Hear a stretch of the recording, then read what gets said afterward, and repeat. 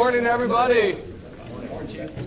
So we got this one and one more at this morning, and we've accomplished our goal of every shift, every staff.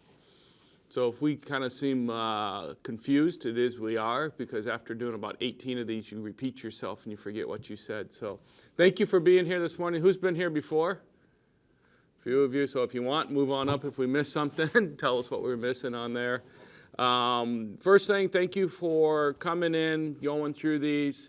The last time that we had done this was November of 2019, and we had sat down, and then right after that, that thing called COVID had started.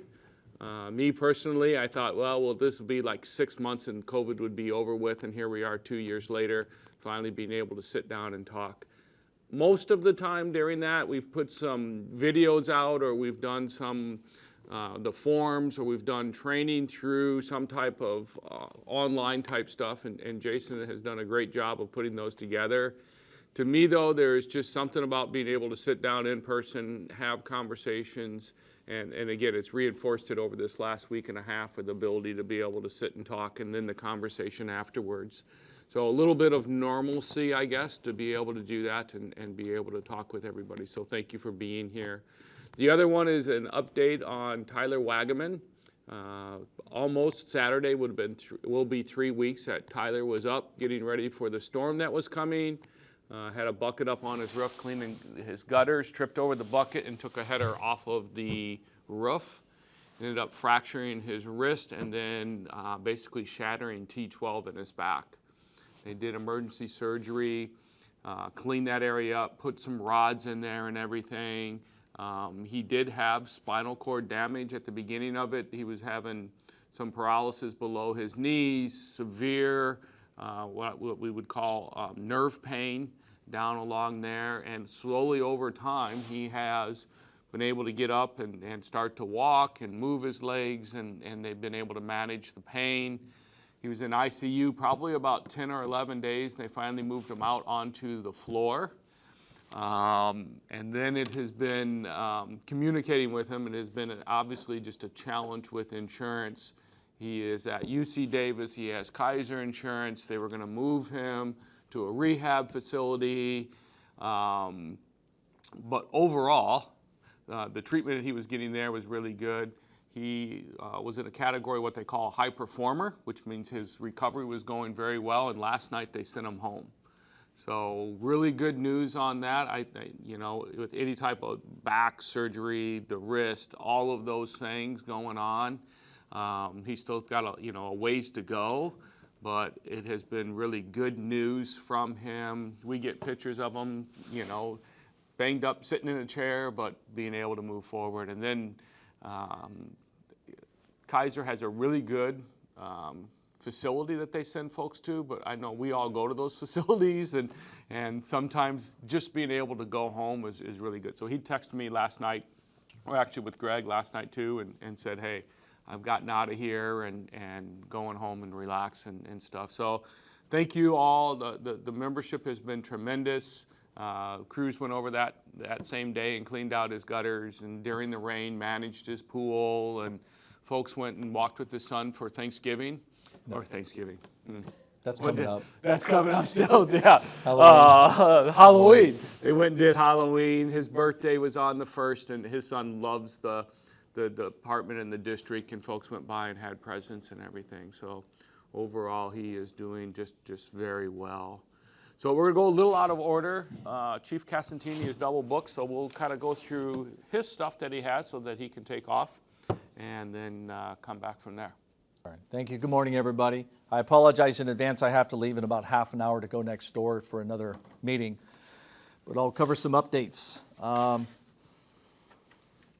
We've been doing a lot of hiring and recruiting.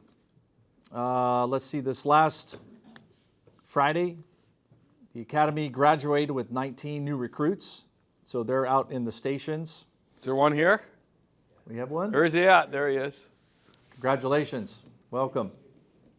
Is this first day? Day 2 of first set? Okay. And then let's see, Monday we started with 21 laterals. They're really from all over the region. There's nowhere specific, anywhere from San Jose, Orange County, San Francisco, CAL FIRE, I think one from Folsom. So, they're in a 5-week training program, and they'll be out soon. There's 21 there. And then our plan is for recruit class 22-1 to have a minimum of 40 recruits. It really depends on how many retirements that we're anticipating. That's somewhere between 15 and 20 now. So we're looking at least 40 recruits for 22-1. They're all in backgrounds now, and they are coming out of a written test that we had about 2 months ago, which we saw about over 500 people apply. So we've seen our recruitment numbers, our interest numbers go way up. And I would say about 10, 15% are paramedics and the rest are EMTs. And what we're doing is we're hiring most of all the paramedics that pass that process. And then next on the interview process is everybody that's an EMT that's well into a paramedic program, people that are going to graduate soon. And then the last bit is just those EMTs that want to go to paramedic school. So our goal is always to hire all the paramedics that we can. And when we've talked about it over the last few years, the numbers are just way down. But we do see the numbers coming back up. So that's good. Part of the 40 recruits are funded by an $11 million SAFER grant that the district received about a month ago. So they're going to fund 21 positions. Chief Mitchell will talk about their rollout, their assignments, and how that's going to work here in a little bit. So that's funded on the grant. We're also looking at hiring 30 SRPs. So right now, Human Resources has about 150 people in backgrounds. That's about 100 more than average. And it's one person that's doing that. It's Leslie Miller that's doing it. So we've seen the interest come back strong back to Metro, and that's good to see. So any questions on hiring? In a few minutes, I'm going to bump over to Tim White, talk about recruitment. He's very busy. He's doing that full time. I'll just go down my list, and we'll get to Tim in a minute. We're anticipating an engineer's test in the spring. Right now, it's scheduled for April 8th is the written, April 25th is phase 2, and May 9th is phase 3. We had some discussions with all of you and then labor management about trying to bump that test up. And we sat down with the training division, and we could bump it up 2 or 3 weeks, and that's about it. The main reason is we found out in March there are 16 Metro members scheduled for a driver 1A, 1B test. And they're anticipating of taking that test. Maybe that's some of you here. They're anticipating of taking the engineer's test. If we bump that engineer's test to January, we're going to lose everybody that's taken the test. So we're always looking to have solutions to this challenge, because right now we're about 19 engineers short, and that's going to go up following the retirements coming up soon. So hang on there, engineers. It's going to get rough for a little while, and we're going to do the test as soon as we can. So the decision will be made soon by operations. If we can bump that test date up about 2 or 3 weeks, we just have to meet with labor again and propose that and talk about some more solutions. Questions about the test at all? Nothing? Moving on. Station 68 is about 50% completed. We're anticipating that opening late spring. Everything's going well on that. That's about a $9 million price tag. It's a 2-bay station, engine and medic, right? No, so it'll be an engine right now, but I'll talk a little bit more Okay, about medic. he'll cover that. So it's a 2-bay. We wanted a 3-bay. That was going to be over $12 million. We only had about $9 million to spend, so we went with a 2-bay station. So the construction on that's going very well. A little bit more into the facilities. We were looking at a very extensive Station 23 remodel. We sent an architect out the other day. There are some giant challenges with Station 23. It doesn't appear that we're going to move forward with a giant remodel of 23. We've got to put it back into our master plan and see what we can do and can't do. We do anticipate some temporary bathrooms, portable bathrooms coming to the backside of that station. We've got to draw some plans and submit those for permits. But 23 needs a lot of work, and we're doing everything we can to come up with that plan to release it to you guys shortly. So that is interesting from when we started these, and Adam will talk more about that area and the call volume and being able to look at that station and do really what is our options for being able to, the future of that. It's in a great location and everything, and literally the architect has come back, and what we've learned is that station was built years ago, and they did not follow the code. It was probably back when the volunteers or the folks that were there Everybody built that had a that trowel for brick and mortar and come on brick out and help us mortar put and it everything. together. And so literally, if we were going to remodel that station, we would have to keep the station and then build a structure completely over top of it and around it. And it would, you'd have to then build it out to meet the codes, and it is felt flat on that. So that is a big difference than what we were talking about in the beginning of these things.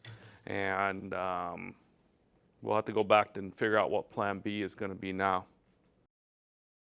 Moving on to a little bit more facilities. The following stations will receive new flooring in the next several months: 27, 63, 65, 106, and 109. So facilities will work with operations to notify all of you guys at the stations on moving furniture in and out, whether you can stay in service in that station or bunk down the road at another station for a day or two. So be a few challenges there, but we do need to rip out all the old carpet out of these stations. So the plan will come out through operations and facilities over the next few months about putting new LVT instead of the carpet. Generators will be installed at 24 and 25 and some other big projects. So that's about it for facilities. Any questions on that side? And really quick to preface, the three of us took over management of the support services for Tyler while he's out. The fire chief took fleet and logistics and purchasing. Chief Mitchell took communications and dispatch, and I took over fire prevention and facilities. So we're kind of doing double duty for a while Tyler's out. That piece. Moving on. You sounded really good talking about facilities. That fit you. Yeah. I had a Confidence. meeting with facilities yesterday, so they updated me on everything, so they're good. Last year, the district received about $800,000 in federal COVID relief money, and a lot of money in the billions was sent to the state of California for cities and counties. The electeds are not really familiar with what special districts are, so they left out special districts. So we really could not even apply for any state COVID relief money. So the California Special District Association, CSDA, is a lobbying firm for special districts. We belong to them. They approached Metro Fire to represent public safety in educating a lot of the lawmakers of what special districts are. So myself and Jeff Fry spent a few weeks talking to the electeds, the senators and assemblymen for the state of what special districts are, and we got a law passed. Now, that allows special districts to apply for COVID relief money.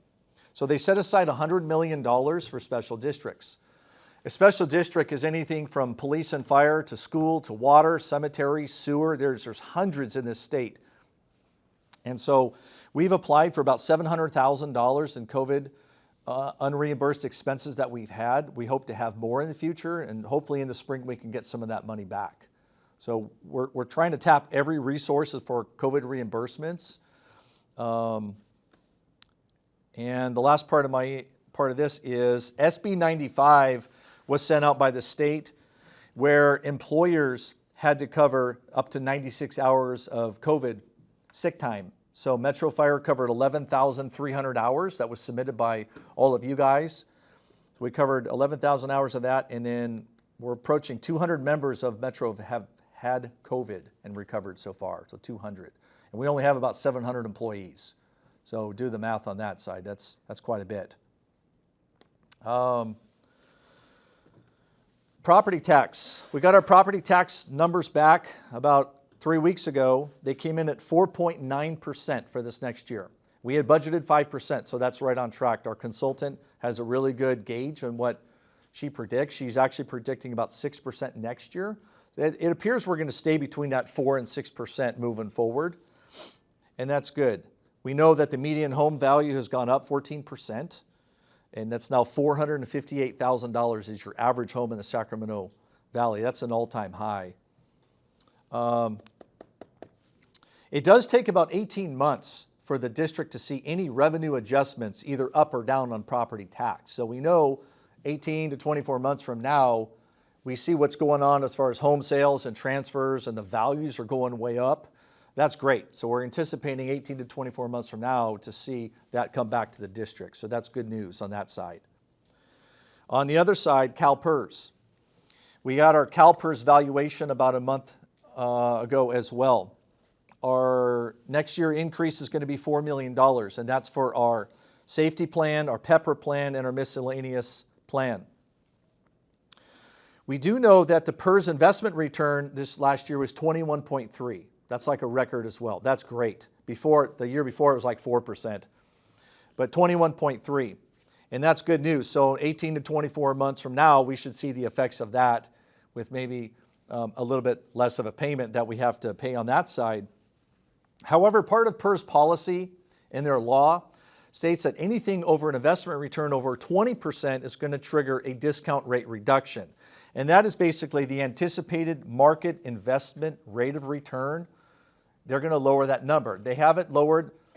It was 8. It was now down to 7. They don't think they can get a 7% return going out 10 to 20 years on average. They want to lower that down probably to 6.8.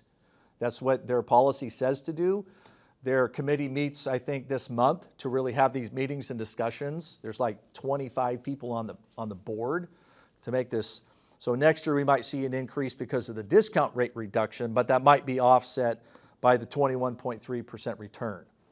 So much as like the last few years, CalPERS, property tax, and medical, that's totally out of our control. We're more reactionary to those numbers, and we adjust our budgets at mid-year budget and prelim budget each year when those numbers come in. So we'll keep you guys updated when those numbers come back and any changes on that.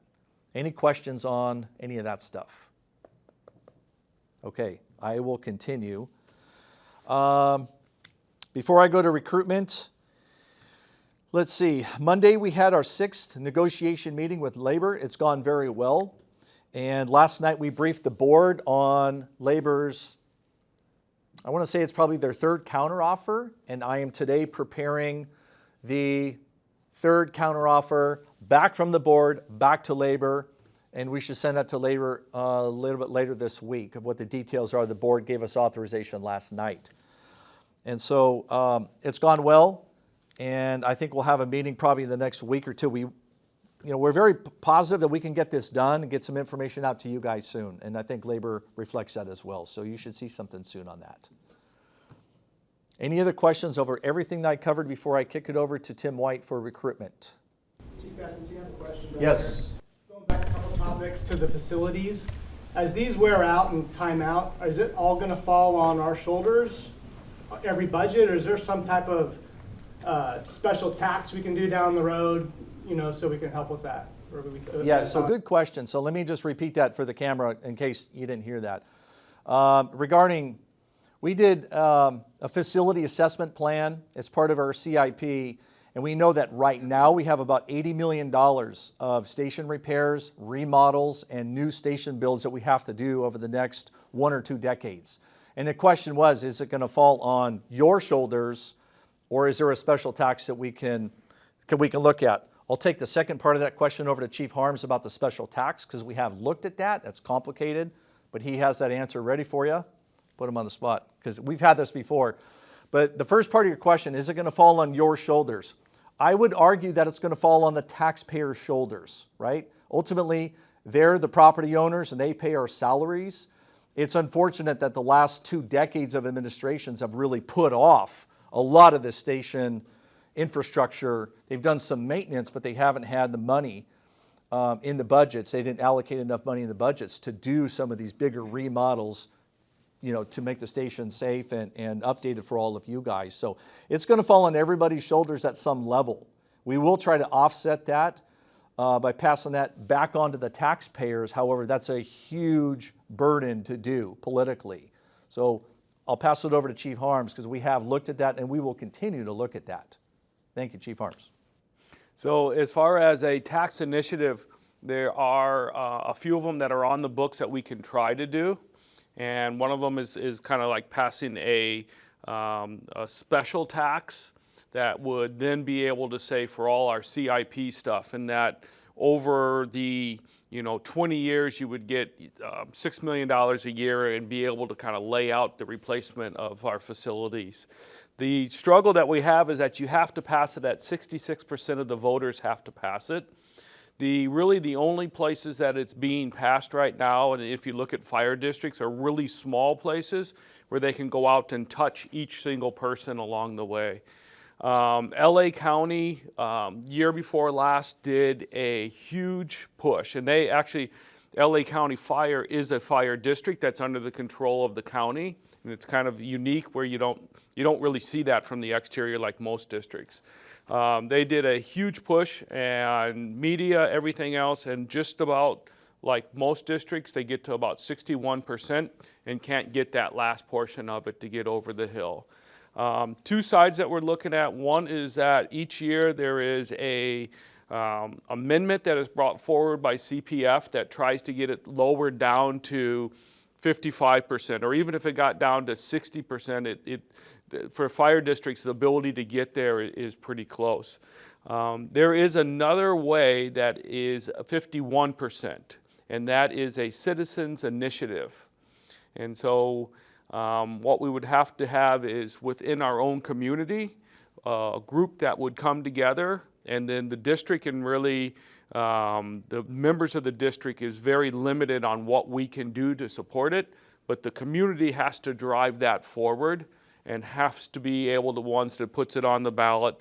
Labor can assist with that there, but like my position, if we were running a ballot that is out there, I can come out and say, this is what's needed, these are all the things and stuff for being able to move forward. If it's a citizen-driven one, you have to just be very careful on what you can do as far as being able to move that forward.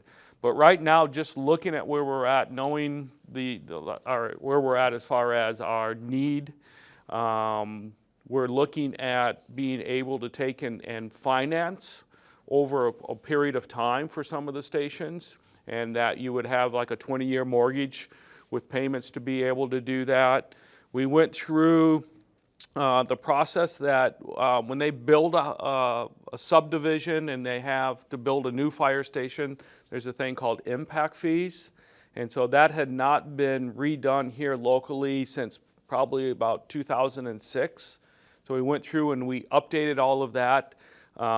We'll get there, but one of the challenges that we have is that we don't actually collect the impact fees. It's either the two cities or the county does.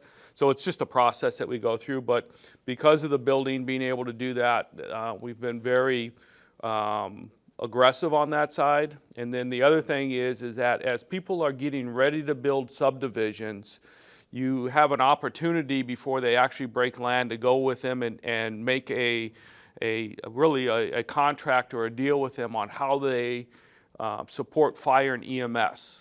And so out of 5 different areas that are building right now, I think we have 4. So it's either out of 4 areas we have 3, or it's, I can't remember what Jeff said, but we have deals with 3 of them out of the 4, let's say, for that they will cover the cost that's not covered by taxes until it's built out, for building new places and providing the service once we have those up and they're going then. And so the last person has probably got more money than all of us combined, and that person's never gonna sign off on it.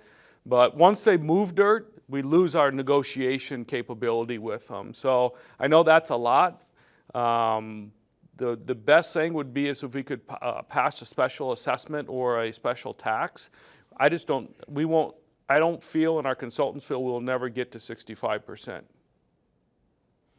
So let me just, one more thing, and Greg kind of hit on it just really quick about flooring and changing flooring and remodeling and some bathrooms. I think there was a period of time where we felt, hey, these stations, we're just going to get rid of them. And I'm backing up years ago. So let's not invest in the stations. I don't think it's a realistic expectation with the amount that we have. So when we look at you all living in a fire station and those small things, like flooring, redoing bathrooms, redoing kitchens, even though you may say, hey, that's good money going to a bad station, as long as we're living there and stuff and it's at that point, I think it's important that we do those improvements and at least try to make it the best home that we can. Okay. So let me move on to recruitment. Tim White has joined me on the Regional Diversity Committee, and that's composed of all the fire districts around us. and some other stakeholders in the community as well. And I asked the other agencies around us, how many people have you or are you going to hire? So Metro, we had 80 on our list. City Fire's hiring 44. Oakland's hiring 56. Folsom hired 11, and Cosumnes just hired 20. About 1/3 of everybody that's being hired is a lateral. And so recruitment in Northern California is really strong right now. And it's good to see we're still attracting the numbers that we are. A lot of people still want to work here. So I'm going to kick it over to Tim White for a few minutes to talk about recruitment, what he's doing and what he's going to be doing. He brings a lot of motivation to our team. That's why he's here. And good morning, Tim. Morning, thanks.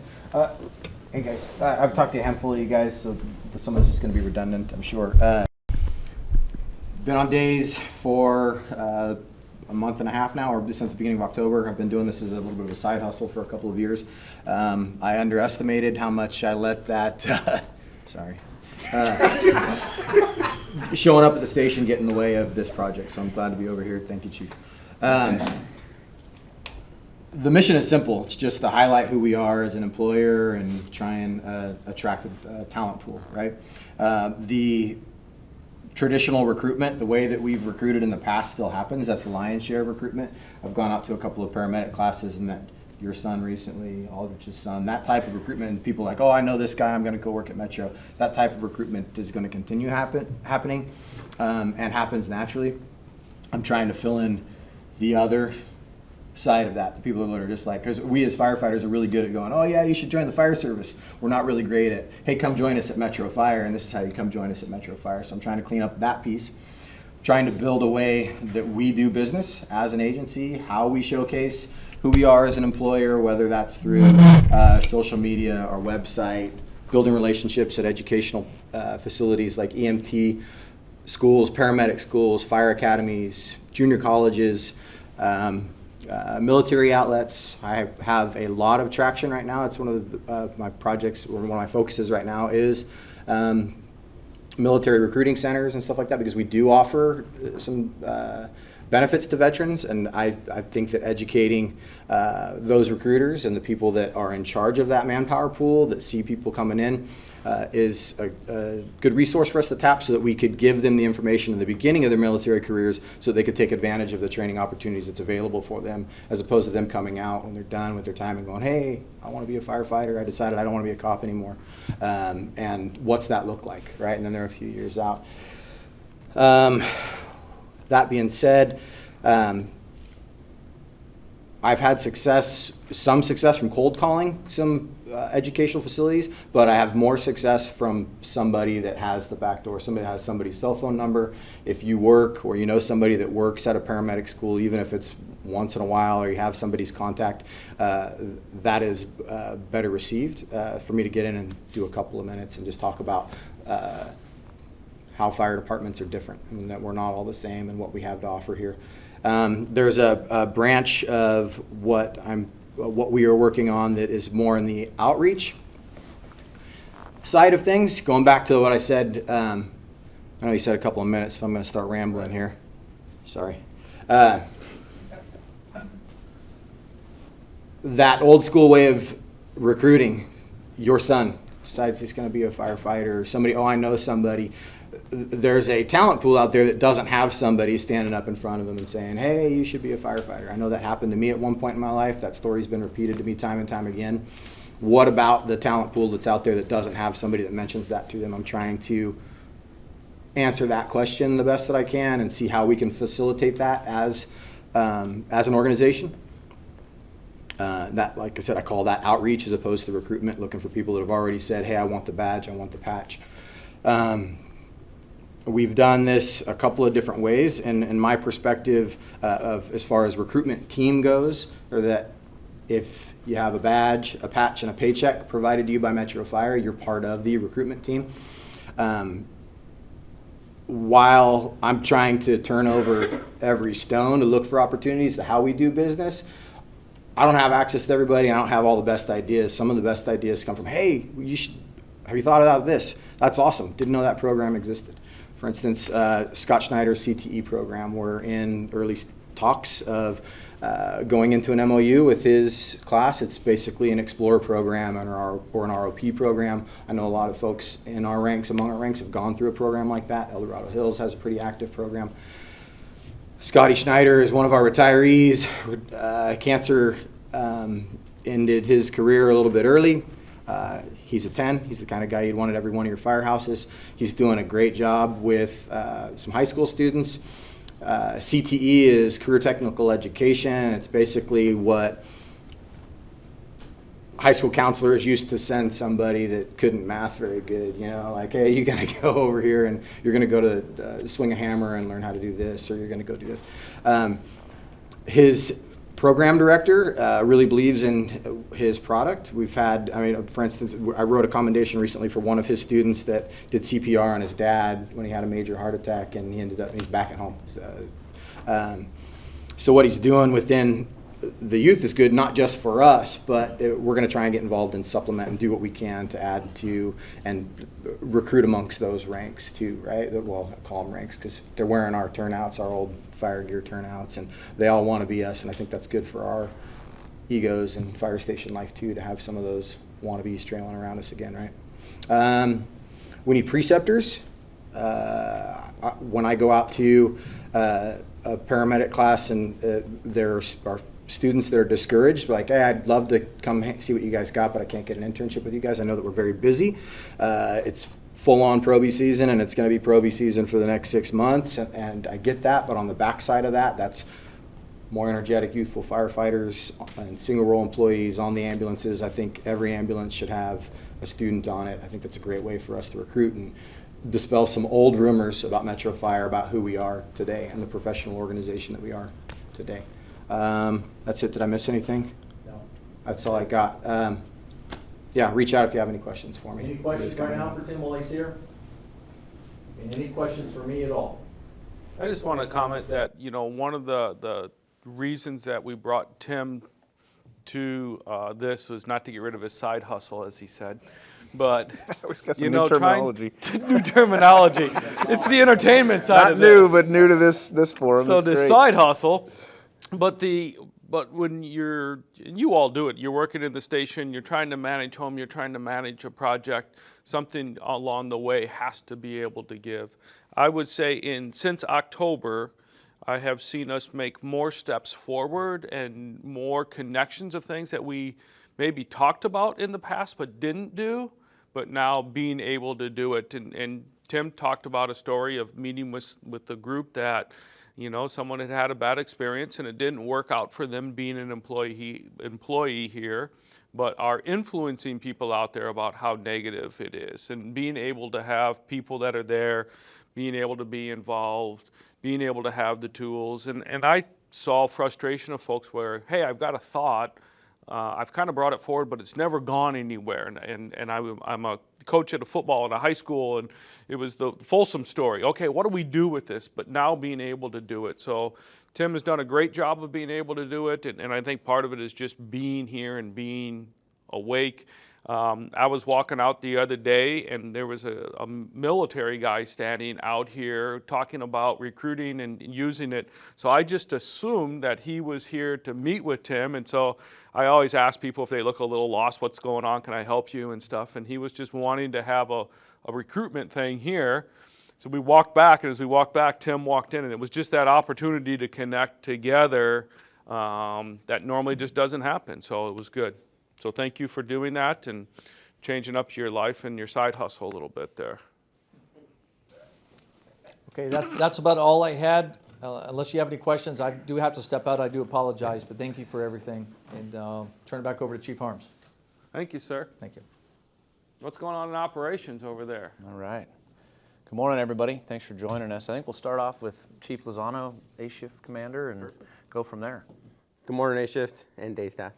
So I get to talk about operations. Like Chief Harms started, we haven't been in a room together and talked operations in this setting for almost 2 years. So over that time, I think really comes to mind is three real big categories that we've been pushing on pretty hard operationally, and you guys have all been doing a great job out there on. So communications coordination and risk assessment. I think those three things we could probably say over and over again throughout our careers in the fire service have been huge topics in the fire service. And really the last couple of years, I think we've kind of identified and defined what that is here at Metro Fire. And I think a lot of it is exciting. We have some work to do in some areas still, and as soon as we think that we don't, we probably ought to rethink our career paths, because the way that we get better is to continuing looking for those opportunities to refine and get better at what we do. So communications wise, it's funny because just about every incident we go on and every interaction we have, there's a communication component. And I am not here to say that any one of these three things I'm going to talk about stand alone. They all have crosswalks.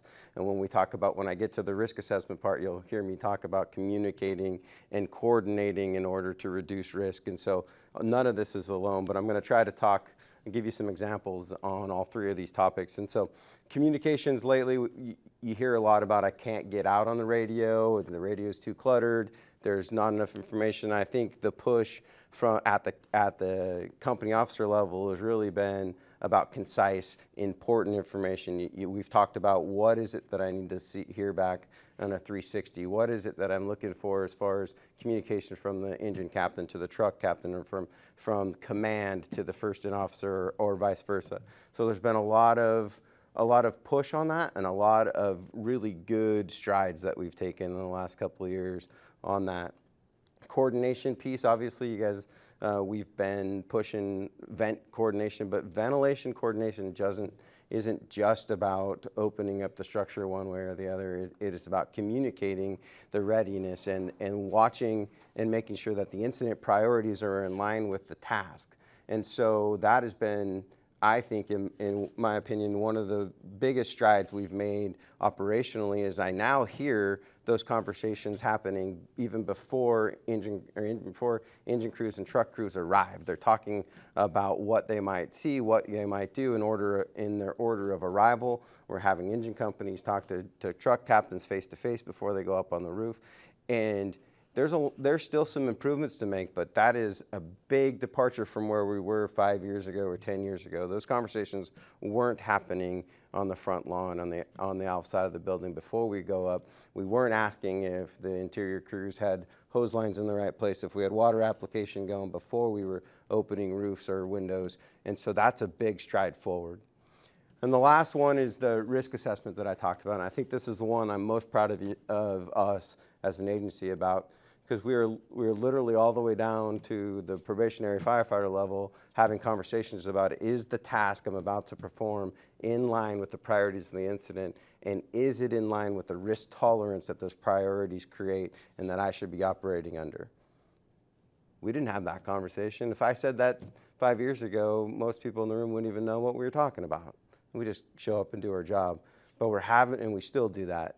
But what we're able to do is we were able to define risk tolerance, which makes your ability to be aggressive within that risk tolerance boundaries, as aggressive as you possibly can, and to be successful and give you the best shot of being successful within the parameters of that incident. And that is a conversation that we haven't had until the last couple of years. And I think it's exciting because there's no reason for us to say that we're not an aggressive interior firefighting agency. What we're saying is we're a smart, aggressive interior firefighting agency, and we're doing things in line with a risk tolerance that's in line with the priorities at risk, whether it's life, incident stabilization, or property, that makes sense. And so we just graduated 9 probationary firefighters, 4 of which are on A shift, 1 of which is in the room. Are you the only one in the room? No. Or 19, sorry, 4 here. Thank you. I've said this before, I'll say it again. It takes a whole village. It takes a battalion. It takes a shift to raise a good firefighter, a smart, aggressive, thinking firefighter, and that's what we're committed to on A shift. Right in their heels, you heard the chiefs talk about, we have 21 lateral probationary firefighters that are coming out. I'm working with the BCs and the other shift commanders to make sure that they get placed, thinking about whether they're paramedics, EMTs, where they're at in that journey to become paramedics. All of that is being thought about now and worked on and communicated. And then right behind that, we'll have those 40 more coming out of the 22-1 Academy. So very quickly we'll have about 80 to 85 probationary firefighters in our district. And again, that's going to fall to the lion's share of that work. Remember that it's a group effort. It takes a village to raise them. There are specialties in every one of our fire stations that don't exist in other fire stations, and we need to have that combination and coordination to develop well-rounded firefighters. So if you don't have any questions for me, I think that's it. That's good. You start out without saying don't ask questions, and they don't ask. Don't ask questions. You know, Mike, you talk about communications, and it's always that there's only so much bandwidth, and there's so much to be there. But I think if you really just look at the fire ground, that first 5 minutes of arrival, it really is a lot of going out where you're assigning companies, and either it is you're at like 58 or 59 and you're waiting for people to show up, or you're at other parts of our district which people are just on top of each other and trying to make the assignment. Then there's a switch that happens about halfway through where now the communication goes from really the feedback side of it, of being able to say that we do have fire on the Charlie side, we don't have fire, we have these things here, and being able to prioritize those things, which is, you know, if you look at a commercial building, one of the things we talk about is how important it is to get a roof report. On a residential, if you tell me there's fire in the attic, it's good to know that it's in there, but it's probably not going to change my strategy. But you look at a large open commercial structure, heavy fire in the attic, that is one of those things when you look at the risk and being able to balance that communications. So that's a great topic to talk about all the time, because it can be frustrating where you maybe need something or they have information and you're trying to be able to, it's that middle part that starts to get jammed up because you're still trying to make assignments and now you're starting to get feedback into the system. Well, I tell you what's happening, and you guys know this, is not only is there good communication on the front end, but there's good CAN reports. There's good continuous information that are coming in. So people get frustrated a little bit that command asks for CAN reports too often. Well, then don't have them do that. If they should never ask you for a command report, because if there's anything that is important, you've communicated it. In the needs part, in the actions part, it's been communicated. And a great example of that is tank transfers. We've had, I don't know, a year ago, we had a rash of tank transfers, and that's all they were, was the tank transfer. There was no communication beyond that, whether or not there was a supply line being done after that, or if that was the only water supply for that incident. Well, that causes people to then ask, is there additional water? What's going on with our water situation? Well, lately, because we've been focusing on communicating and not over-communicating, but communicating the first time, we're going to do a tank transfer and the next in engine is going to pull a line in. There's been more and more communication like that, and it doesn't leave those open loops as to whether or not there's a water being done, and it only takes a fraction of a second longer to communicate that not only am I doing a tank transfer, but we've also got a water supply coming, than it does just say we're going to do a tank transfer, and then that question comes in, well, where's the water supply coming from? And then all of a sudden, there's more conversation. And so I think we've cleaned up, you guys have cleaned up some of that front-end communication that prevents some of that back-end communication that then clogs the system. So thank you. Chief Mitchell and I were riding in between one of these meetings, and there was a fire the other day. And it took me back to my old job of the first company got on scene, the truck split, and then the next company was arriving and they were going to come inside, and the company officer came back and said, hey, I don't know, 1,200 square foot or something. No one else comes inside here because we have a tendency, and I can remember being there, it's like, one is I can't get in the door, or there's so many people trying to get in the door, you can't get back out, and it's all of us stacked up. But I thought that was just, again, a great opportunity to say, hey, we've got it, just everybody else can stage outside. I tried to say on deck, but he won't let me say on deck. But yeah, they're outside. Yeah, But sector's coming next. You give an inch. Sectors are next Blue after card. that there. But I think that is so powerful because we all know is that everybody wants to get in, or you may be there and you have your medic with you and you're using them, and just stopping everybody. Just hold up outside. And then if we need some more, we'll bring you in on that. But I think that, again, is great, a great way to manage and a great way to communicate inside. Yeah, that strong command presence and the strong communications. I'm incredibly proud of operationally where our agency has come, as Chief Lozano mentioned, to have these conversations. When we talk about challenges in the fire district right now, we're not saying we have challenges with the things that Mike is talking about. It's outside of there. There's uncontrollables that we're dealing with. But again, it's important to recognize that's a testament to everybody out here. Everybody's doing a great job on being professional, being aggressive, being smart, things like that. You know, we've had a number of incidents recently where we've had either multi-alarm commercials. A couple of them, we had one up in Battalion 5. We had one, it was in City's area, but Battalion 7 crews ran on. And then we had actually a shift up in the Rollingwood area where we had when we don't typically go defensive on a residential structure, but because of some of the things we're talking about with the communication and the clear information, we're making good decisions to balance the risk tolerance and the risk management piece. So we're at a great place organizationally. Don't get me wrong, we can always do better, and we will. We'll continue to train, and we'll do what we need to do to keep pushing that envelope. But great job by everybody out there across the board. So I'll move over into some of the hiring that we're discussing. We talked about the 19 folks that had graduated last week that are starting this week. And then we've got the lateral orientation for 5 weeks. Those folks are going to hit the line in mid-December. So that's 40 folks in a very short amount of time. We have, not that we've never had that many folks, but as an agency, it's been a long time since we've had that many folks hitting the stations in a short amount of time. And so that's going to create some strategic level planning and decisions, like Chief Lozano had mentioned, about where we've typically done, where an academy class would come out, you do a 10-shift ride along, there'd be some very specific benchmarks that are met, and then we move out into the staffing world.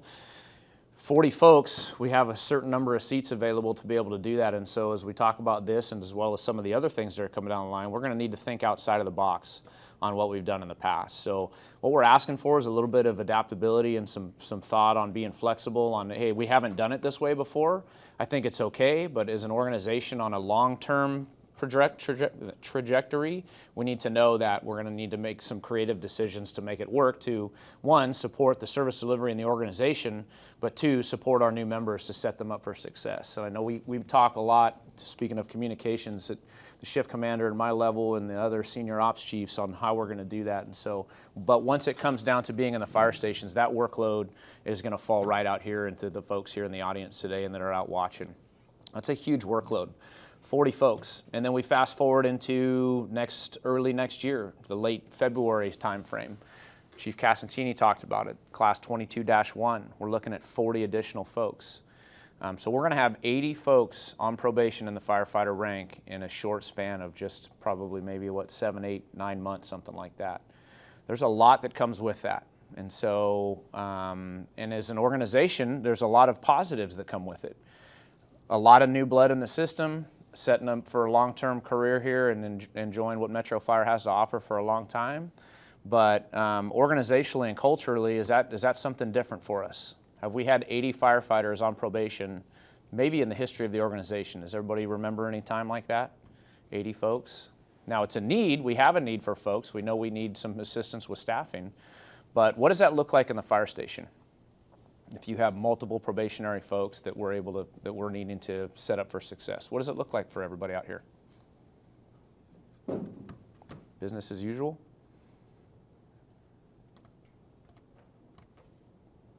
You guys can ask questions. I'm trying to spur them. More coffee? Super clean firehouses. That's good, D-Ray. Fresh coffee all day. Fresh coffee.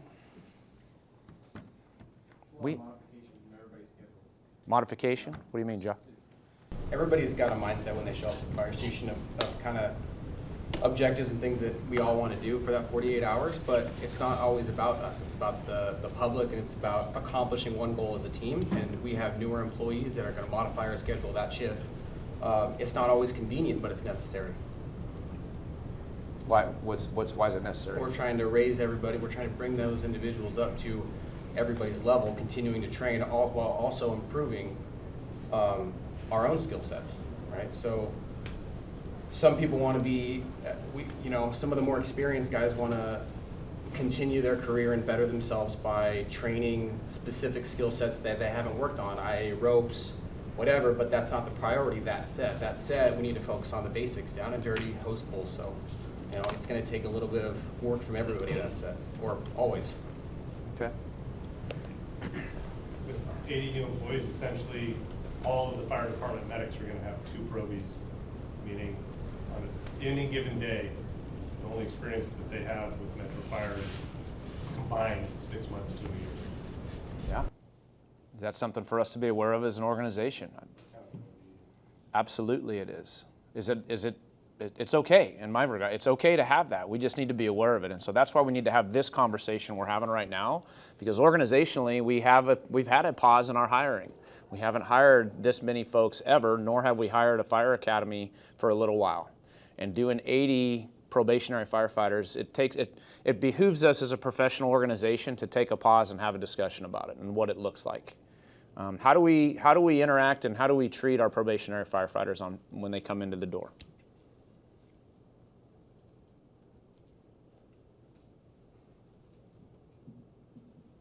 We got to sit and look at each other for 33 more minutes. How do we treat them? Have we done a good job?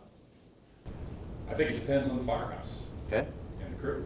I think different people treat their new people differently. And it's kind of always been that way. Okay. Is that okay? How should we treat them? We should treat them like we're welcoming them into our family. Because ultimately, they are going to be. And it doesn't, I don't think it makes it hard for us to be friendly to somebody that we're going to be getting rid of at some point if that ends up being the way it goes. But if we're going to spend 30 years with this guy, if we're super mean to them when they're an intern, they might remember when they're an assistant chief.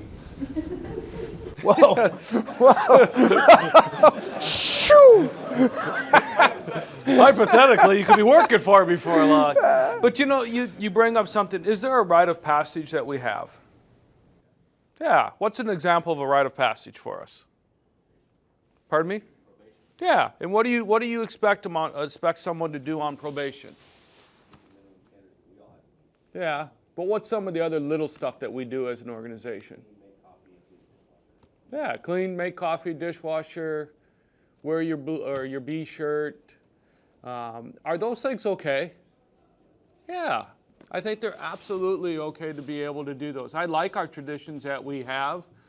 And I can't remember your first name. You mentioned it though. It's going to be interesting of the group of folks that went through the academy. Now we have people that are coming that are, the one of the people probably spent 5 or 7 years in San Francisco, and that is going to be an interesting dynamic of a cultural difference, but some experience and how do you work at Metro. But I think the rite of passage is good. Can the rite of passage become harassment? Yeah. If we're seeing that, what should we do? Say it. Stop it. What if it's the captain? Say it. Stop it. Yeah. So just be aware of those things. And there are some past history. There are things that happen. Sometimes things get out of bounds, but almost always what we will see, there was an opportunity of being able to say stop and being able to reset. Have you ever seen someone that you're working harder for their probation than they are? And for you all that have been at the academy, I know my experience at the academy is once it starts to switch over and for whatever reason they've either given up on themselves or they're not able to do it, and at that point, I find myself working harder for them than they're working, is at the end of the day, this job may not be right for them. And that's okay. And this job isn't right for everybody. We'll give people every opportunity to be successful. We'll work with them. You all do it all the time. You see people that bloom very early, and then we see other people that it takes a little bit of time to bloom. And a lot of times it's the mentoring and it's the work with them that makes them get to that point. But at the end of the day, if someone can't do this job, they can't stay, they have to be able to go. Now, I will say that in my time that we've been here, there was probably a time in the beginning that it was, hey, you're there, we spent 10 shifts with you, and you're gone, and there was no action that happened in the organization. If we're releasing people, well, Chief Mitchell and I know about it, and we have to be good at being able to document what was going on, what are the deficiencies, and putting those things down and then moving on. And if someone's getting released, they will know why they're getting released then at that time. But if they can't do the job, they don't get to stay. It's the same thing in the academy. If they can't do the job in the academy, and I bring up that portion of it because I see people that they kind of quit on themselves. Not kind of, they do.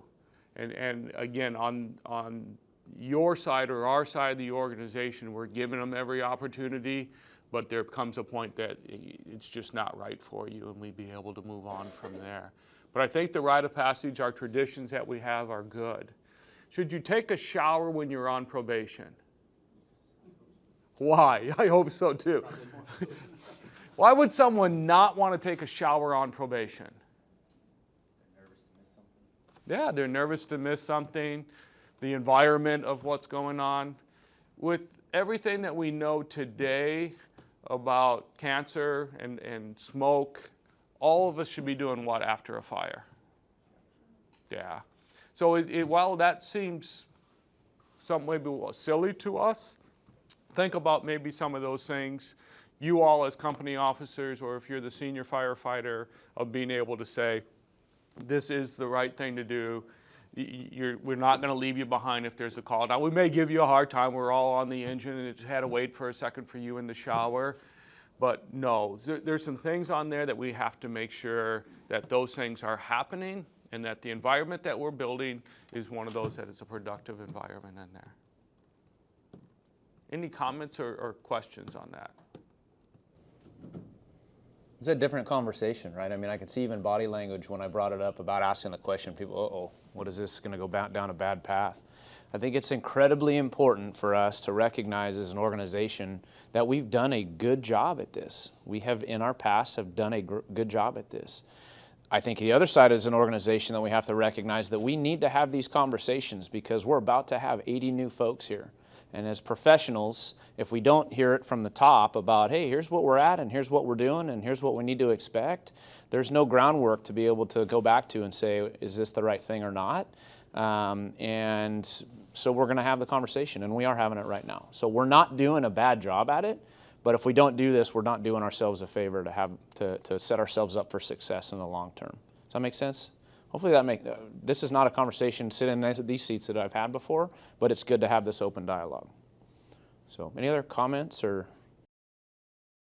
I'll follow up on just some additions to what you were saying with 80 new people, possibly 2 probies in a firehouse. And Chief, you kind of alluded to this with the comment about the senior firefighter. I think we get a new captain, a couple new probies. We lose sight of how an engine company might run without a probie on it.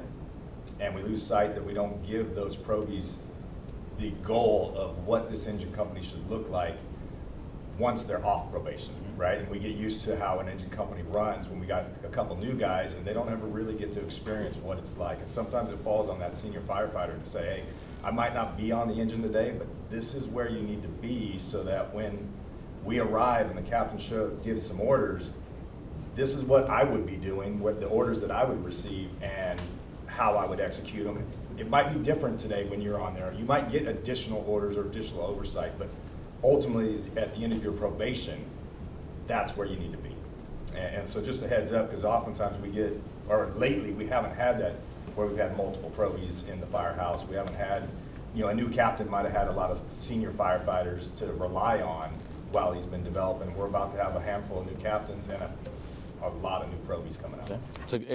Thank you for bringing that up, Dave. It's incredibly important to recognize that. And as somebody coming in the door on the other side, as they're coming in from their first day in the academy, we wouldn't expect them to function at that senior firefighter level. So balancing our expectations is important.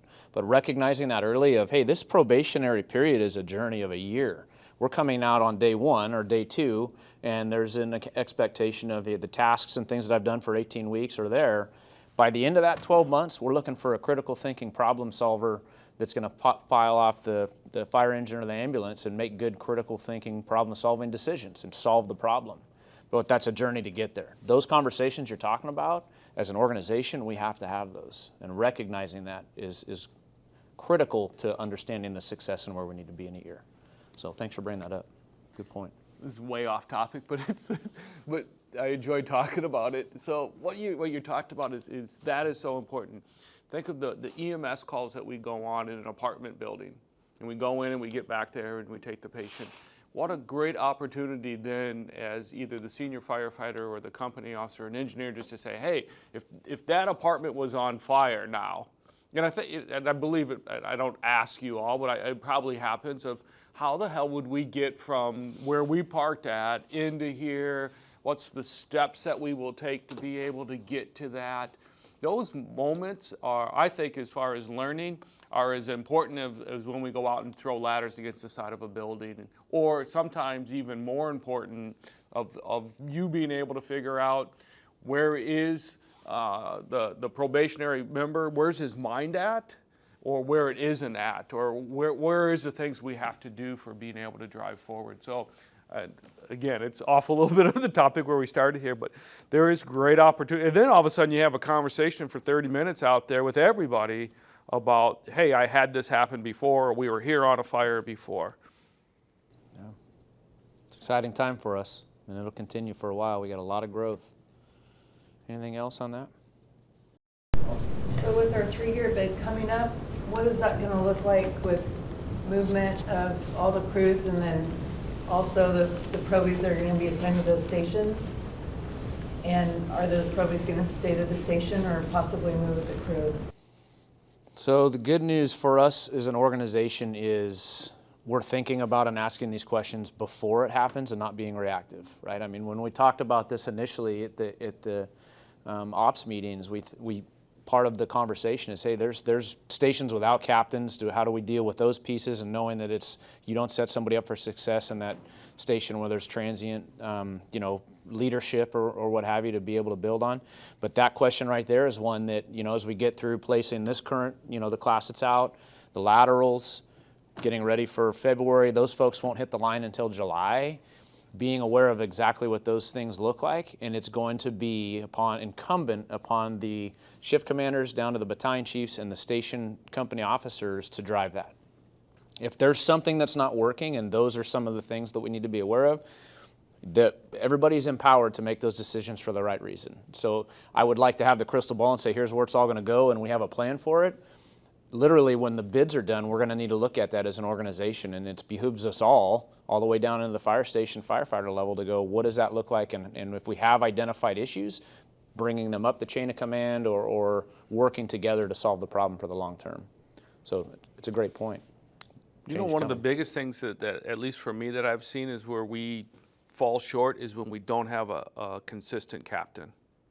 We can change people and move people in and let people adapt, but some of our biggest struggles is that captain has either been moved to a different assignment, is off on work comp, whatever the reason is, that's where all of a sudden we find someone has been missing. And I think that is, for all of us, if we're going through and we know someone's gone for a while, is that impact back on that probationary member is hard.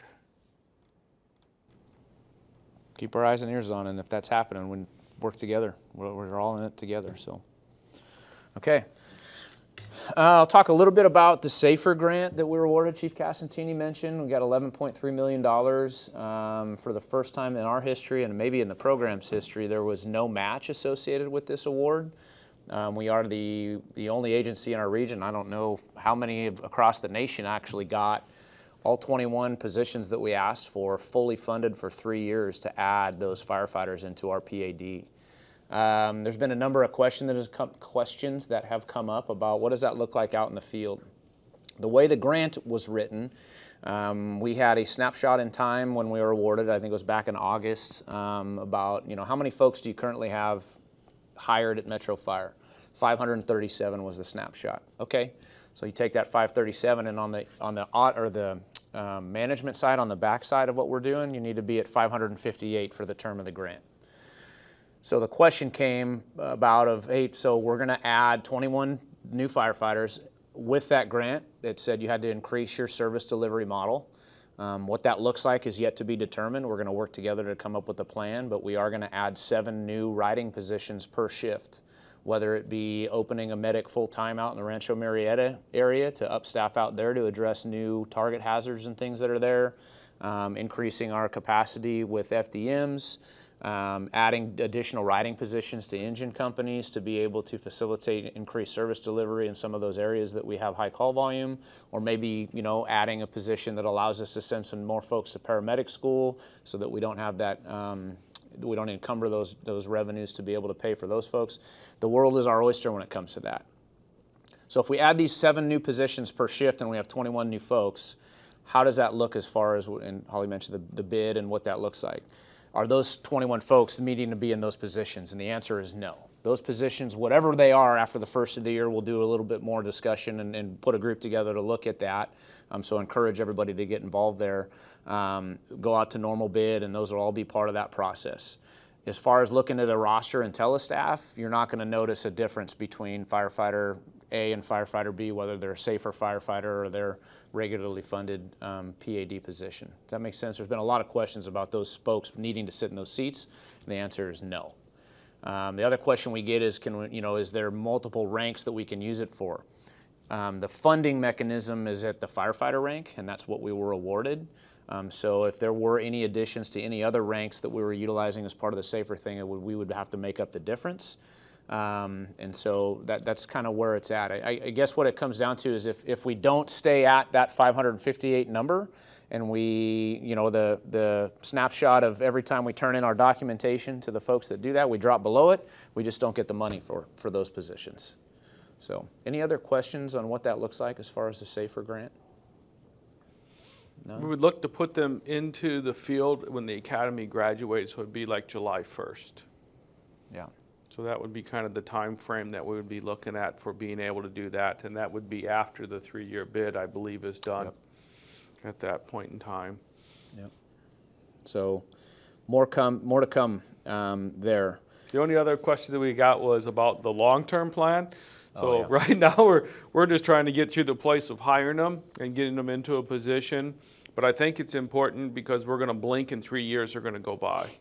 So the ability to be able to look at it, and our goal would always be not to decrease service. So once we've added to service, once we get them into place, is making sure that we have a plan so that as we get to the end of the grant, we're able to absorb those in. So I think the last grant was probably like 106, or one of the companies was in service right when I got here.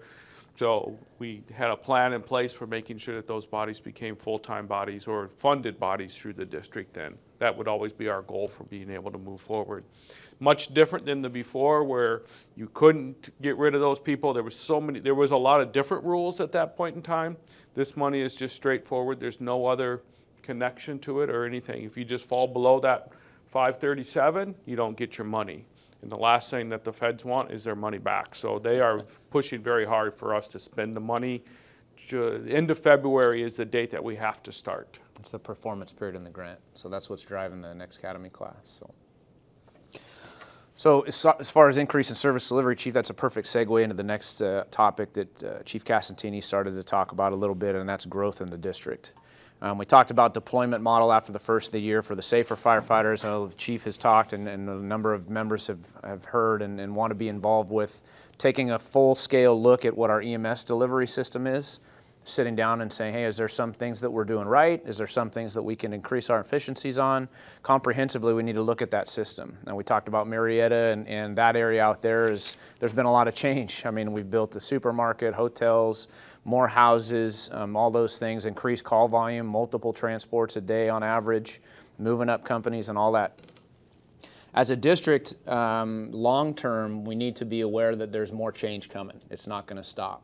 We've had an incredible amount of growth, but we also are able now to look at data that we haven't been able to look at before. If you watched our PDP last month with Jeff Fry and the work he's doing as far as analyzing what our current call volume is, as well as forecasting some of those abilities we have as far as modeling, we're able to really do a really high-level look at, okay, we know that there's growth coming, and that's to the southeast here going out towards Anatolia and things like that. We know also that our unit hour utilization in the field right now, whether it be for first responders or ambulances, is high in some areas, more in some areas than we would ever like to see. And so we need to be thinking at a level of okay, how do we deal with those things in addition to the growth? We have areas such as, it's not going to surprise anybody, the 53s area that have a significant amount of calls that we know we need to increase our capacity in to be able to manage that and effectively and meet industry best standards. We know down in the Vineyard area off of Bradshaw and Vintage Park, there's a development has gone out there that has indicated that we've needed a fire station in that area for a long time. And how does that play into if we put a fire station there that we know we need based off a number of rooftops and things like 2,200 calls a year that we're not meeting our standards on because we got station 50 from the west and 55 from the east, and getting into there is difficult, 9-minute response times. Putting a fire station there, what are now the impacts going over into the Florin area over there at 53's area? So we need to do a better job of being able to think our increase in service delivery is not just for new development, it's for our infill. Specifically, the SAFER Grant Award was about, hey, we need to increase service delivery in what we currently have existing. We look up in the Foothill Farms area between 24s and 42 and 103s. We know there's an area in there that's underserved as far as what best practice looks like, and so we need to develop strategies to be able to deal with that. So, and that we haven't even started talking about what the 20-30-year plan is out here to the Anatolia and Rio de Oro, adding, 12 to 15 fire stations, multiple battalions in the general plan. And so the big message coming out of that is we mentioned it earlier about some of the things we need to do for capital improvement plan, increasing our maintenance on our fire stations that we currently have. We have needs right now for infill that we need to start addressing, as well as the growth. And so as an agency, we need to be prepared, be more adaptable to that, and be thinking more and along the lines of where we used to build a fire station and we'd put an engine there and then we'd add an ambulance, or maybe we'd do a truck and a battalion. We need to be more in the mindset of, what if we were to add a second engine to fire stations? What does our ambulance delivery model look like for FDMs and balancing that with our SRP program? A lot of different thinking than what we've traditionally done before. So it's going to challenge us, but it's a good challenge to have. We're growing like crazy. They're pushing dirt like crazy out there, and we're building houses. So along with that, I'm looking over at the training staff, the support staff, and safety, and what else does that mean as far as how do we get, if we're going to increase our delivery by adding engines, trucks, ambulances, and things like that, what does that mean for professional support staff and increasing capacity of their logistics, being able to get to all the fire stations based off of our geographics and things like that? Adding more people, 80 people on probation, training division, having 3 company officers in there right now to be able to manage 80 probationary processes. So I guess what I'm asking for is our mindset start thinking it's an exciting time. We need to be ready to be flexible and adaptable moving forward to be able to continue our capacity to absorb the new stuff and do a good job of delivering that service to the ever-increasing needs. So the 21 folks are just a start. Those 3 years are going to go by like that, and not losing those folks. We have, I just thinking, it popped in my mind here about Citrus Heights, $65 million in redevelopment. Current plans they're pushing dirt of redevelopment and infill in an existing service delivery area. Can you imagine what that means as far as our need for adding resources there? And looking at the revenues, how do we provide that service in there? What do we need to do now to be at the table that we maybe never have done before to get that agreements with those land developers to build a fire station before the need? Fire station design and what that looks like, urban environments. We talk about residential over retail, some of the things like that we haven't done before, where we've got a 68 where we've got a number of acres to put a fire station on, down to an acre. We need to go up versus out. How does all that look? So a lot of that long-term thought process, just trying to get that out to you all to recognize the need. So any questions on that stuff? It's exciting. Bobby? Yeah, so I apologize. Anybody who knows me knows I have a PhD in constructive complaining. So, another new term. This is just something that ties back in with what we talked about earlier, Chief. And so, my question is, how do we go from being a larger department in 2009 to a smaller department in 2011, but our budget has increased by $102 million in that time, but we're doing more with less, and we need to transition to doing more with more. Just like simple numbers wise, like training is down 5 personnel, safety's down 2 personnel, fleet's down 7 personnel, logs is down 2 personnel, FPB, who's even loaded some people back, is still down 7 personnel. And so like we know that we need these positions. And we know that our budget has grown exponentially, and our budget is going to grow by at least 11% on the funds portion. How do we just bite the bullet and say, hey, we understand that Metro Fire needs to be bigger now in 2022 than we were in 2008 or 2009 when there was layoffs, and how do we build that up? Because I think one of the things when I was looking at all these numbers is we've built back some positions, but we haven't built it in like a pyramid structure where the bottom of the pyramid has gotten smaller and the top of the pyramid has gotten a little bit bigger. And we need to figure out how we build that bottom back with more guys on the line and then more mechanics in order to keep the rigs running, more logistical personnel in order to make sure that everybody can get their stuff. And how do we, as a district, or what's the plan going forward? Because we know we're going to need it, but sometimes it seems like we have a plan for stations, but we don't have a plan for how we bring all of these other people on board. Sure, and it goes outside of operations, so Chief, feel free to jump in whenever you want. But I will say this, yeah, here, see that fun? Boom! I'll hear about that one later probably, but no.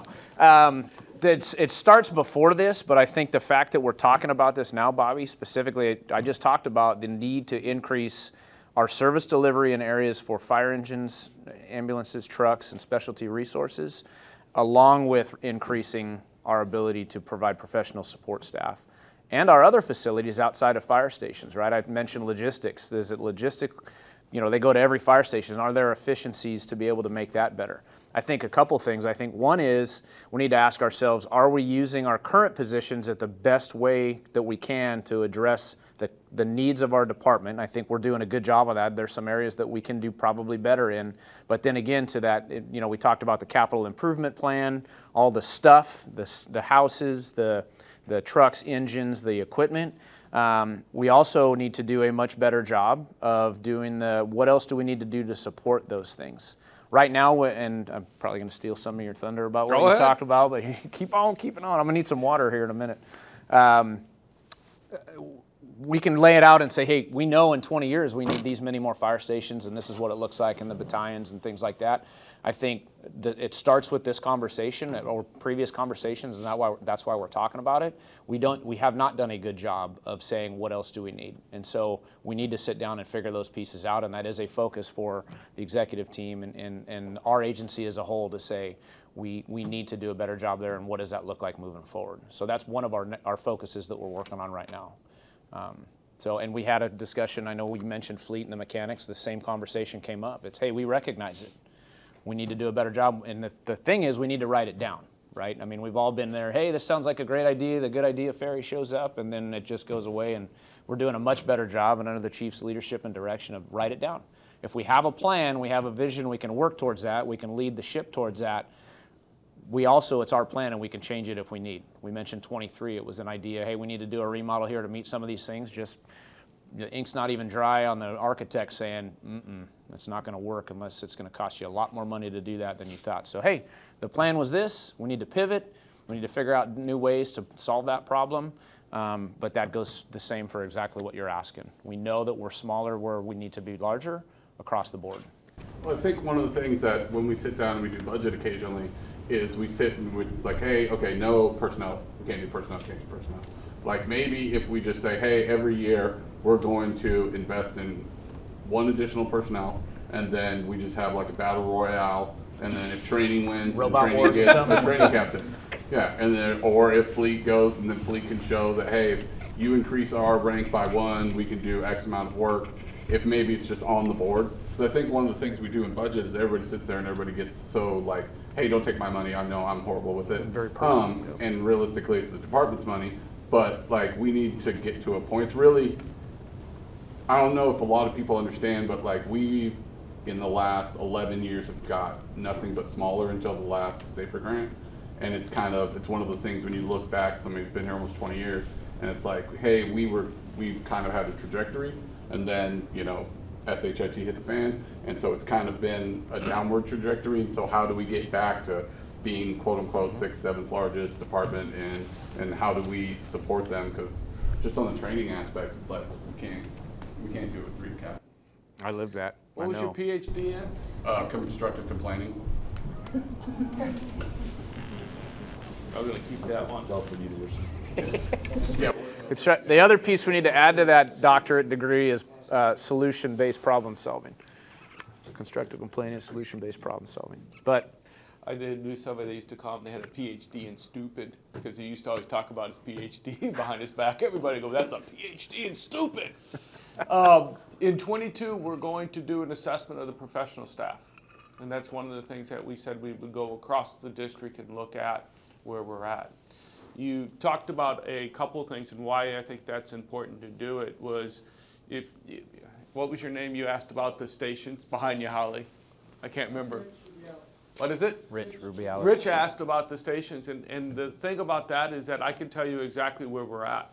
And there's a plan that says we need $60 million, and this station here should be good for the next 10 years, and this station over here, you're putting good money to a bad station, and we need to tear it down. The fleet portions of it, we have a plan for it. The professional staff, we haven't, and the ability to put that down.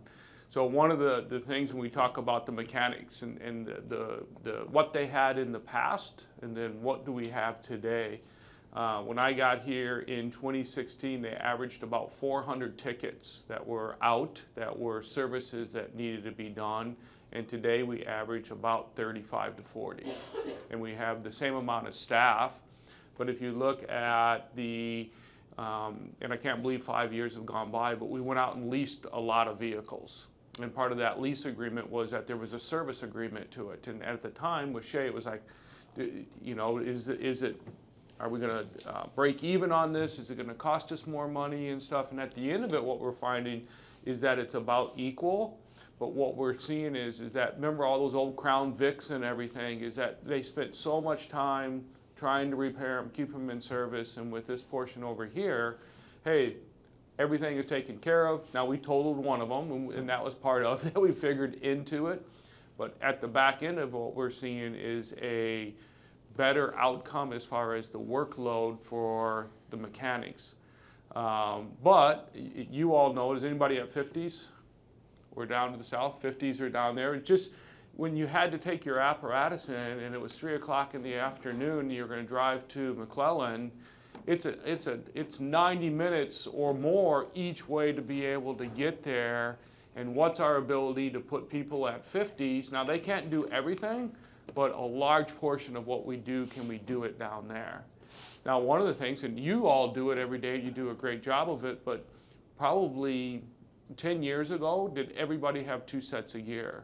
And did everybody get their gear cleaned? And I believe that's the right thing to do, and we have to continue to do that. And what are we going to do? I know we bought a new machine that's going to a big-ass dishwasher that's going to wash SCBAs and a few other, and can we clean boots and stuff?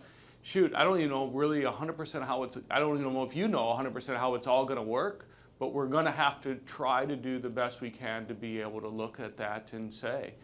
You brought up fire prevention, and that's a great example, was that all the plans that used to be done in fire prevention, they used to come to the counter out here. And about 8 o'clock in the morning, there would be at least 3 or 4 different construction people at the counter bringing things forward. The room over here used to have where they could lay out their stuff and do it. Nowadays, and I thought it was really going to be ugly, but the amount of the ability to submit your plan online has become the new norm. And really, 99% of the people don't even come here anymore. So where we had traditions in the past of having a counter and having those things in place, is that really there's very few people that come here anymore. And it's people that come and just different, it's mostly us doing business nowadays. So the ability to look at that, we have some categories that are professional staff that there's 5 or 6 different people all in the same category, but their jobs are significantly different on what do they supervise people, do they not supervise people? So I think realistically, at the end of this, we could really change the way we have people or don't have people in the system, and then have a plan for being able to move forward. The other thing that you brought up was about the increase in budget, and while there has been an increase in budget, the one thing that I look at is where do we balance between what I would say labor costs and then operational costs. And as a district, if you go all the way back, we have traditionally been somewhere between 78% and 82% in labor costs. And it really has just stayed there over time. That gives us somewhere between easy math, 18 to 20% is the extra money that's left over that we run the district on. I like your idea. We could throw like 2 positions out in the middle of the floor here and have a fight over who gets them and see what happens on that. A little clap on there to get it going. But how do we do that and still continue to manage? And I didn't say it when Greg was here. The hardest is having a plan and doing those things are the easy things for us to manage. The hardest thing for me is when they say, okay, your PERS contributions are 32 million and they're going up 4 million next year. And it's just right off the top. He said it about our insurance. Our insurance, we really expected our insurance to go down and it went up $1.5 million. Health insurance is another one that actually it ended up being, I thought that was really going to hit us hard this year. And it actually, for some folks that are on the PPOs, went down and some of the HMOs went up, and it ended up being a balance. But at the end of it, we're still at, I think right now we're at 81% this year in the budget is what our cost of people versus what we have then for the budget portion. So I think we could get a plan together and move forward, but it is going to be kind of always the lifelong struggle is how do we balance with what we have. That's the one disadvantage of a fire district. Is in the city, you could always try to steal from the garbage men or from the cops if they're there to try to steal their money. But here, our money is our money, and we get to spend it on the way we like, which is nice. Nobody steals it from us. Any other questions on that? I know we're getting the time. We're right at time. I just have 2 things that we talked about on the last ones, and they've actually changed since the beginning. The first one is about wall times. And we've absolutely struggled with wall times. It got to a point in August that UC Davis blamed the fire service on the wall times. It was because of fires and everything else, and it wasn't their responsibility to get ambulances back in service, and they could care less about what we did. Obviously, that changed our dynamics of working with the hospitals. We wrote a very spirited letter and became more and more political. Right after that, the CEOs at each of the hospitals have become involved, and we meet every 2 weeks. And we talk about wall times and the issues that are going on there. Statistically, wall times have gotten better. I'd like to say it's because of our meetings. That has helped, but the biggest thing is just with COVID numbers going down.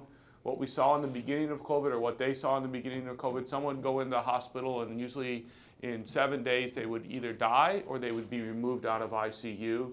The last statistic is people with COVID in ICU is about 24 days. And at the end of the 24 days, either they died or they moved out. And we've just seen numbers gone down. And so it has gotten better. The one thing that I would ask is that as we move forward through this, the relationship with us and the CEOs has gotten better. If you are on the wall time, you know someone is on the wall, do whatever you need to do to support them there, but make sure it gets back into the system. And part of that is, and I make fun of Charlie, is that there's 2 things that I look at that I wish I would have never started doing, and one is wall time and where our folks are at, and the other one is telestaff, but now I'm sucked into looking at that damn thing every day. But if they're there, make sure that it's into the system. The latest one that we didn't know about, it was a company that was there. They kept on telling them, hey, give us another 20 minutes, but we were able to make sure that the hospital was put on diversion. So over time, things have gotten better. One of our biggest struggles was with our own LMSA. And our own LMSA was saying, you all don't have the ability when we talk about treat and refer to other places, treat and transport, our mobile integrated health, the behavioral health. is that you all have never been trained to make any of these decisions, and it absolutely cannot put this responsibility. You talk about a huge disconnect of what you all do every day to our own LIMSA. Since we've started these meetings, we have gone and what I would say a very strong campaign. We had a meeting last week in which our LIMSA has come forward with a treat and refer policy working with us. It's not where we want to be yet, but it's starting to open up options. Is that I have a hurt wrist, there's no deformity, your ability to say you don't need to go to an emergency room, why don't you go to your urgent care, or why don't you go see your doctor? It's not that simple, but it's opening up the opportunity. The mobile integrated health will open up on Monday. I'm just going to say it. It's going to start on Monday. There are some things that are happening where in the ER on the holds there, the mental health holds of them being able to release people. There's actually a sobering center downtown that is going to be able to treat and you all, and again, it's not where we want to be yet, but refer somebody to a sobering center that is either intoxicated but needs to go there. They'll actually come and pick the person up type stuff. And so from where we started a week and a half ago to where we are today, I'm at least happy that now everybody is at the table and we're talking and we're being able to move forward with that. I did bluff about cots, that I had bought cots and we were going to take cots, and Mike was going to have them in the shift commander rig and he was going to show up and drop off cots at the ER. Our attorney had a complete meltdown because he thought I had already done it. There truly is in the legislation our ability, we have to put people on a hospital gurney, and it says those things that are in there. I finally had to tell him, man, I was just bluffing. I haven't bought any cots yet. But for our own protection and for you all, we can't put a gurney or a cot there and leave somebody.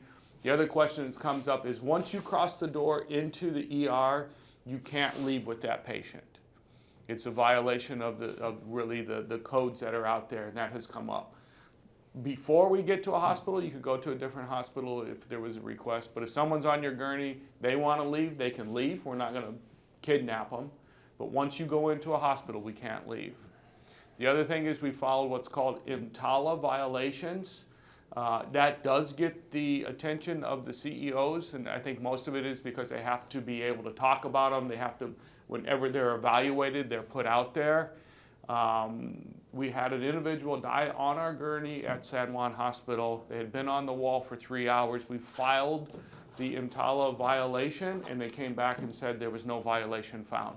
I have no clue on where that came from. So we'll figure out what the next step is for moving forward with that. It makes no sense since they're supposed to take them off of our gurney within 20 minutes.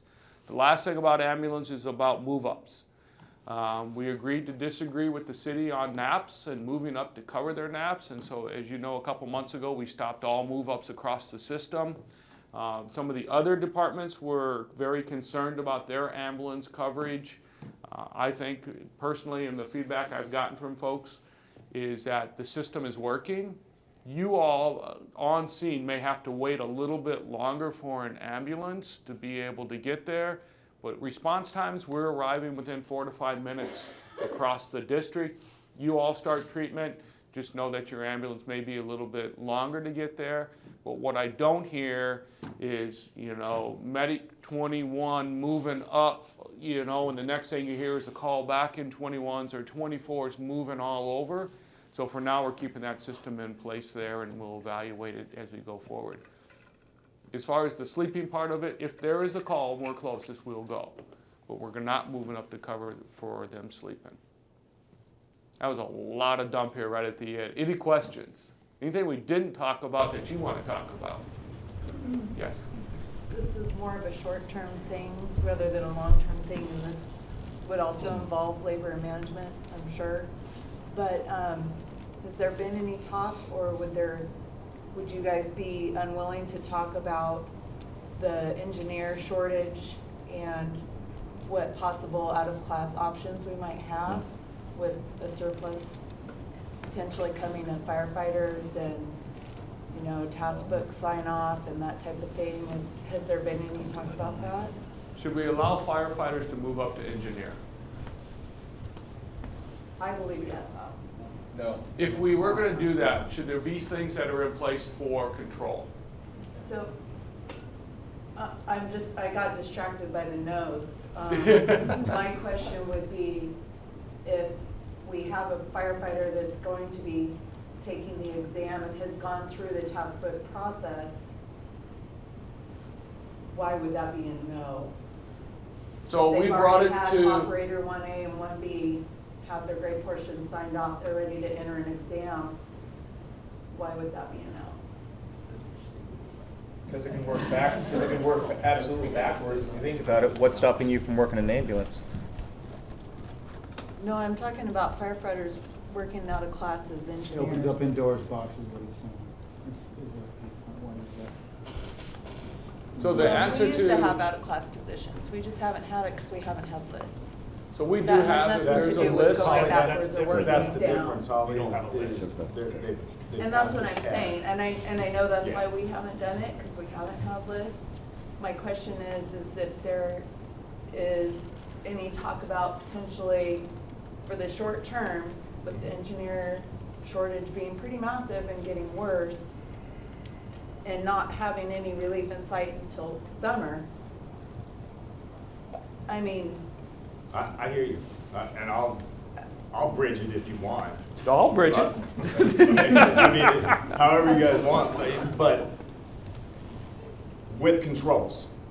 So, Because the reality is the concern would be, once we start doing that, why run tests on a regular basis if I can fill your position with a firefighter that's got a task book signed off? With a lower wage. So I think the question that you're asking can probably be answered pretty specifically, and also to address what you're saying, Dave. So I think letting the chief So this talk. has come up quite a bit. Yes, is the answer to your question. We met 2 weeks ago with labor with a proposal of trying to figure out where we're at today and what are the options that we can do for the relief of the engineers' positions. Part of it that Greg talked about was moving the engineers' test up. And so we're going to be, if it's 3 weeks, we can get 3 more weeks earlier, we'll move it up 3 weeks earlier. And that looks like what we're going to do. Our history has not been great as far as the amount of people that are either taking the engineer's exam or the interest. And I totally understand that, as we have a large amount of young firefighters that just want to be good firefighters and are just not ready to move up. We also have senior firefighters that I'll drive if you want me to drive, but I don't have any real interest in that position. So between all of those and with the test coming up, I believe we're still going to have a huge gap as we go through 22 with engineers. I believe in the promotional process. I think we should have the promotional process. I don't believe if someone is an engineer and wants to work and overtime is available, I don't want to take away overtime from those people. But I think it would not be right for management not to say what are some of the options of things that should be in place to allow, as we get to browning out companies, and we browned out companies the other day, not because of firefighters and captains, but we didn't have enough engineers. So to me, it goes right back to the very beginning of me being here with all of you, and you heard me say it a million times, it's about service delivery. Again, I believe in the promotions. Those are the first opportunities. The overtime, we have the ability for people to work down, but I would like to have the ability for people to work out of class as an engineer with controls. And you started some of the conversation is, what's the time, operator 1A, 1B, there was a history of, and I'm trying to think of folks that were here before we became Metro. Anybody?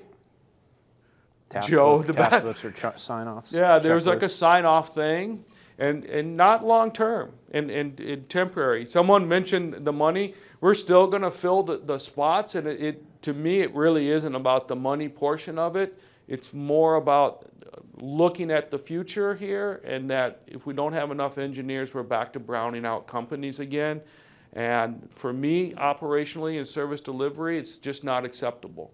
So yes, we are pushing hard on labor to be able to sit and figure out what do we do as we move forward.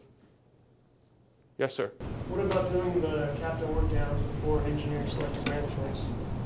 So that was brought forth from labor to do that opposite of what you said.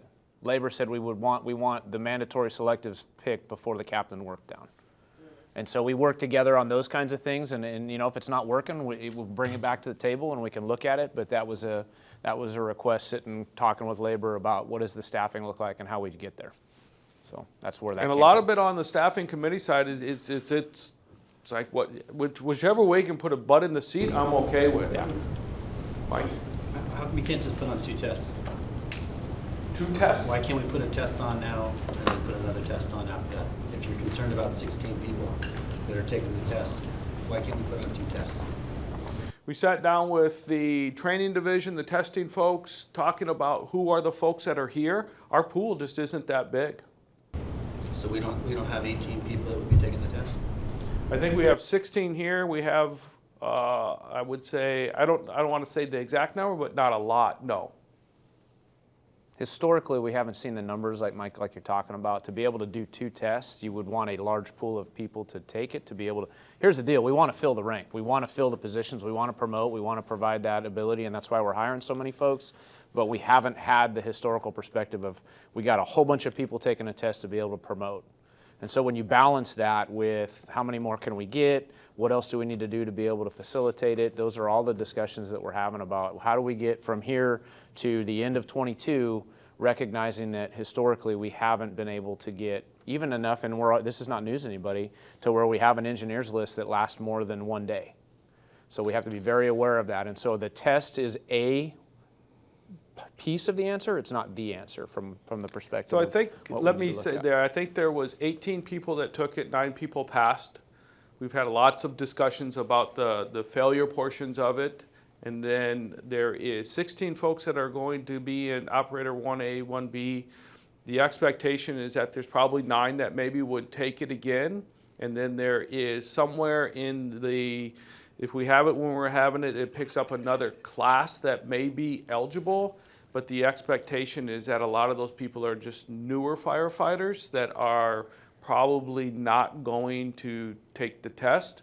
So the expectation is 9 plus maybe 16 that will still want to do it. And there's no guarantee that the 16 folks aren't trying just to get it so that they can take it later on. So at the end of it, I think the best scenario is probably 20, 24 people maybe taking the test then. And we have 19 openings right now.